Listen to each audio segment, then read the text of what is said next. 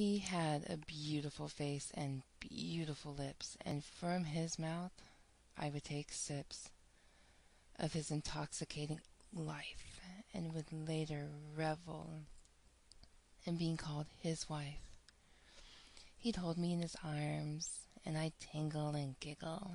That man, oh, how he disarms. His chest on my chest, my heart, his heart fluttering under our breast. His knees hit my thighs, my legs weak, looking up into his eyes. Oh, those blues, those blues. The kind that make a woman want to walk around in nothing but his favorite pair of her shoes. Oh, and when he spoke, such things cried out for a little stroke. When we kissed, I held his bottom lip between mine, nibbling just a bit, flicking it with my tongue, following each line.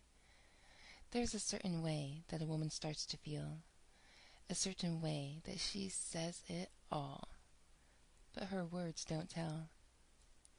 I'll never forget that day, that first night after Bodega Bay, the one where I saw his beautiful nude silhouette, the moonlight showing him at the foot of his bed. A breathless sigh past my lips crept. That night, I discovered things I didn't know my body could do. I was a woman. That mythical spot? No, it's true. Finally, he released me from the throes of passion at dawn's light, so we could rest from our very long day and our incredible night. My head on his chest, in his arms, my eyes started to close. No sooner did I start to slumber when something of his again rose. We stayed in bed until the early afternoon before I had to leave, and he asked, "Leaving so soon?" That grin on his face, and eyes dancing on my lines, and my smirk, taking notice of his telltale signs. Checking the clock radio with the green numbers by his bed, working out the directions and timing in my head. "Would you like a shower before you go?" And to that, I just couldn't say no. I walked down those stairs with him in tow, hiding my grin, trying to play it totally cool, like it didn't matter whether or not I'd see him again. He opened his front door and spun me around to kiss me once more. He put his hand on the small of my back and walked me to my car, smiling at me. Well, here we are. Then he lifted up my chin and kissed my lips like you'd imagine a decadent candy would be savored. By that time, I had glossed my lips. They were strawberry flavored. That day and that night turned into 7 mostly on, but sometimes off years, with almost 2, missing him, and a pillow soaked in tears. When it was darkest in my life, and I knew it wasn't going to be all right, with his big black steed, he rode back into my life. My warrior knight.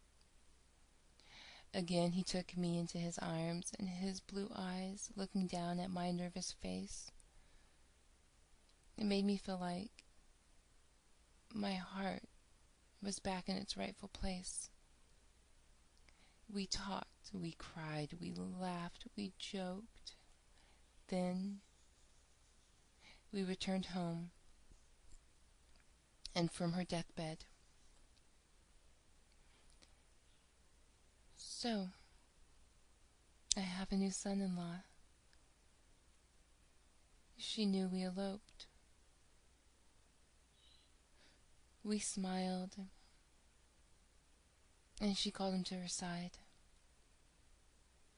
I know you'll take care of my princess." And I smiled and cried. She whispered in my ear, "Tell your daddy. He could use some good news."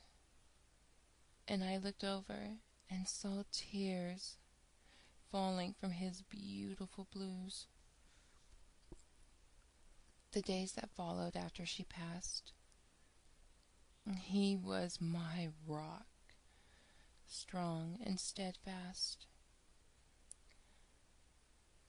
After 10 months, 1 week, and 5 days, we'd sit in his living room, and I'd cry, and we'd speak again of parting ways.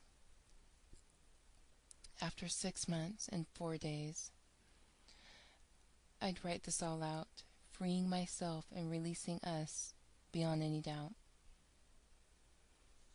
My Tin Man will always have a piece of my heart, and I'll forever be his Mona Lisa and living art.